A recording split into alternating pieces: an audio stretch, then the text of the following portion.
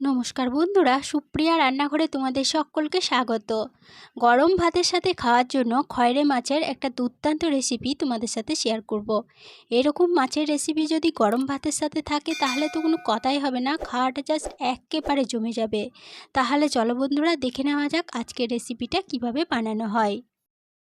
রেসিপিটা বানানোর জন্য এখানে 200 গ্রাম খয়েরে মাছ নিয়েছি।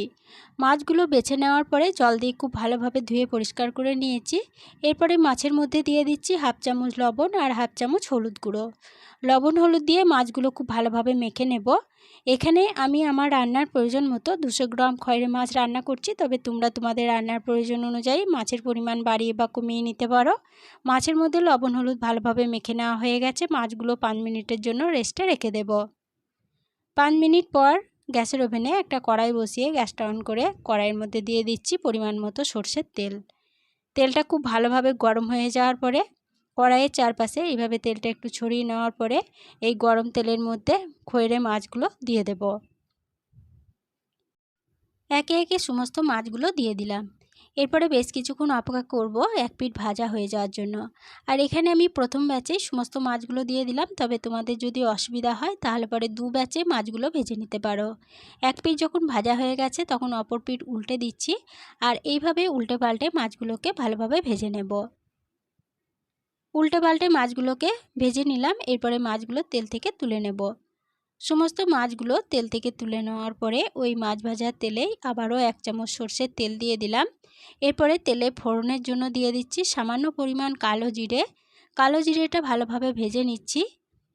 কালো জিরে ভালোভাবে ভেজে নেওয়ার পর কালো জিরে থেকে যখন সুন্দর গন্ধ বেরোতে শুরু করে দিয়েছে তখন তেলের মধ্যে দিয়ে দিলাম একটা বড় সাইজের পেঁয়াজ কুচি। পেঁয়াজটাকে লম্বা করে কুচি করে রেখেছিলাম। পেঁয়াজ কুচিগুলো দিয়ে মিডিয়াম ফ্লেমে পেঁয়াজ কুচিগুলোকে একটু সময় ধরে নেড়েচেড়ে ভেজে নেব। এগুলো ভাজা হতে থাক, সেই ফাঁকে মশলাটা রেডি করে নেব। তার জন্য এখানে একটা ছোট মিক্সিং জার নিয়েছি। মিক্সিং জারের মধ্যে দিয়ে দিলাম 1 চামচ কালো সর্ষে আর 1 চামচ পোস্ত। এরপরে সামান্য পরিমাণ লবণ দিয়ে দিলাম। মিক্সিং জারে ঢাকনা বন্ধ করে এগুলো শুকনো অবস্থায় প্রথমে গুঁড়ো করে নিলাম। এরপরে এই সর্ষে ও পোস্তর মধ্যে দিয়ে দেব 4টে রসুন।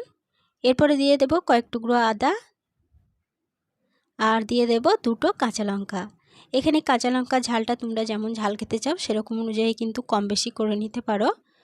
পরিমাণ মতো জল দিয়ে দিলাম। এরপরে মিক্সিং জারে ঢাকনা বন্ধ করে সমস্ত উপকরণ খুব ভালোভাবে বেটে নিলাম। এবার বেটে নেওয়া মিশ্রণ একটা সাইডে সরিয়ে রেখে দিচ্ছি। এদিকে পেঁয়াজ কুচিগুলোকে আরও একটু সময় ধরে নেড়েচেড়ে ভেজে নেব।